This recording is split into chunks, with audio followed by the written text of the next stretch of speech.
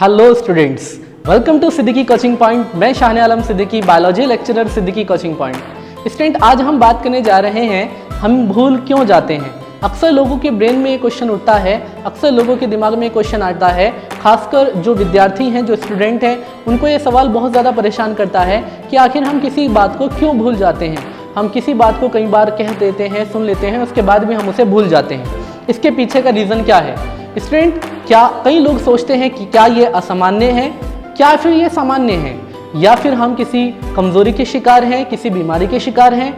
Student, वास्तव में बात यह है कि हमारे शरीर के अंदर ब्रेन एक पूरी बॉडी का प्रिंसिपल है जो हमारी पूरी बॉडी की सभी क्रियाओं को नियंत्रित करता है। इसके अलावा हम पूरे दिन में जो बातें सुनते हैं, समझते हैं, देखते हैं, उन सब बातों की मेमोरी भी हमारे ब्रेन में सुरक्षित रहती है।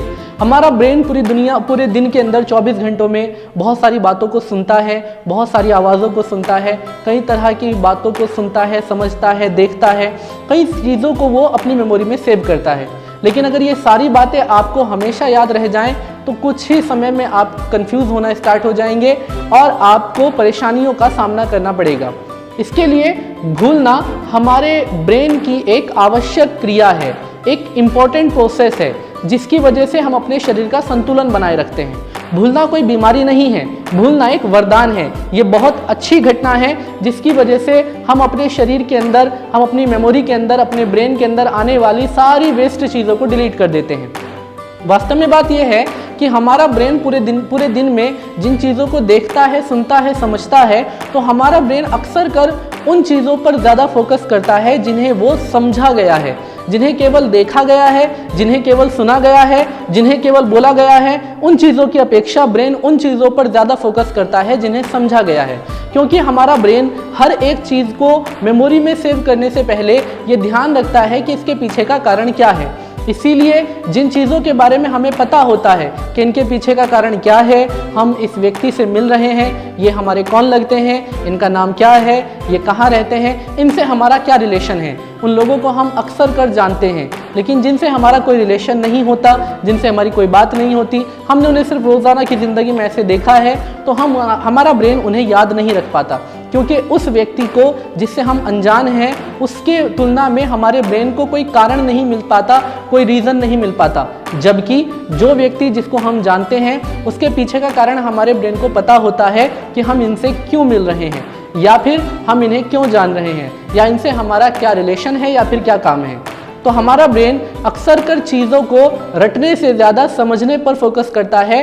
अक्सर कर वो कारण जानना चाहता है कि आखिर क्यों हम इनके बारे में बात कर रहे हैं। जिन चीज़ों का कारण हमारे ब्रेन को पता होता है वो हमें हमेशा याद रहती हैं, जबकि जिन चीज़ों को हमने सिर्फ रटा होता है, जिन चीज़ों को हमारे ब्रेन ने सिर्फ पढ़ा होता है, सिर्फ देखा होता है, वो हमारा ब्रेन कुछ समय के लिए मेमोरी में सेव कर लेता है, और अगर आपको वो याद हो भी जाएं तो ज़रूरी नहीं है कि वो समय पर आपको याद आएंगी।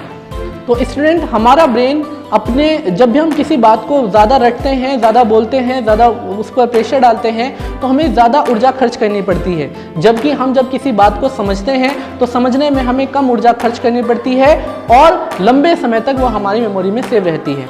जब हम बात कर रहे हैं मेमोरी की, तो हमारे ब्रेन में 2 टाइप की मेमोरी, यानी 2 प्रकार की मेमोरी होती है। हमारा ब्रेन एक शॉर्ट टर्म मेमोरी को यूज़ करता है, एक लॉन्ग टर्म मेमोरी को यूज़ करता है। शॉर्ट टर्म मेमोरी वो मेमोरी होती है जो हमारे ब्रेन ने कुछ समय के लिए अपने पास रखी है और वो कुछ समय के बाद उसे डिलीट कर देता है। इसे कहते हैं शॉर्ट टर्म मेमोरी। जैसे हम आज सब्जी वाले से सब्जी ली और हमने जो भी कुछ काम किया छोटा सा, और वो हमने रख लिया, अगले 24 घंटे के बाद हम भूल जाते हैं। अक्सर कर मेरे साथ ऐसा होता है कि हमने कल क्या खाया था, हम मैक्सिमम भूल जाते हैं। ठीक है, ये ऐसी मेमोरी है, ऐसी बातें हैं जिसको हम बार बार रिकॉल नहीं कर रहे हैं। जिन बातों को हमारा ब्रेन बार बार रिकॉल करता है, यदि आज 24 घंटे में जो बात हमने की है, उनमें 24 घंटे के बाद ब्रेन देखता है कि कौन कौन सी चीज़ें ऐसी हैं जिन्हें रिकॉल किया गया है, जिन्हें दोबारा देखा गया है, जिन्हें दोबारा बोला गया है, जिन्हें दोबारा समझा गया है। जब हमारा ब्रेन किसी बात को रिकॉल करता है, 2-3 बार रिपीट करता है, तो हमारा ब्रेन समझता है कि ये बात इंपॉर्टेंट है, ये घटना ज़रूरी है। इसीलिए हमारा ब्रेन उस बात को शॉर्ट टर्म मेमोरी से निकालकर लॉन्ग टर्म मेमोरी में डाल देता है। लॉन्ग टर्म मेमोरी वो मेमोरी होती है जिसको हमारा ब्रेन लंबे समय तक याद रख पाता है, हमारे ब्रेन के अंदर जो एनर्जी, जो मेमोरी, जो मेमोरी रखी जाती है वो न्यूरॉन्स कोशिकाओं में, तंत्रिकीय कोशिकाओं के अंदर सेव रखी जाती है। हमारी तंत्रिका कोशिकाएं हमारे ब्रेन का निर्माण करती हैं, लेकिन लगातार उम्र के बढ़ने के साथ साथ कई बड़ी मात्रा के अंदर न्यूरॉन्स कोशिकाओं की हानि भी होती है। इसीलिए यदि हम सामान्य तौर पर छोटी मोटी बातों को भूल रहे हैं जिन्हें आपने रिकॉल नहीं किया था, वो बातें भूलना एक नॉर्मल बात है, एक सामान्य बात है। लेकिन जिस बात को आप बार बार रिकॉल कर रहे हैं, आप किसी बात को समझ रहे हैं, आपने उसको समझ लिया है, फिर भी आप भूल रहे हैं, तो ये एक प्रॉब्लम हो सकती है। बढ़ती उम्र के साथ साथ जब लोगों की उम्र ज़्यादा हो जाती है तो ज़्यादा उम्र की एक वजह से इंसान के न्यूरॉन कोशिकाएं यानी तंत्रिका कोशिकाएं बड़ी मात्रा में डिस्ट्रॉयड हो चुकी होती हैं, नष्ट हो चुकी होती हैं। तंत्रिका कोशिकाओं के नष्ट होने की वजह से बड़ी उम्र में, बुढ़ापे की उम्र में याददाश्त कमज़ोर होने लग जाती है और हम लंबे समय तक बातों को याद नहीं रख पाते हैं। लेकिन जिन बातों को हमारा ब्रेन लॉन्ग टाइम तक याद रखना चाहता है, उन्हें समझने के लिए उन पर महत्व देना ज़रूरी होता है।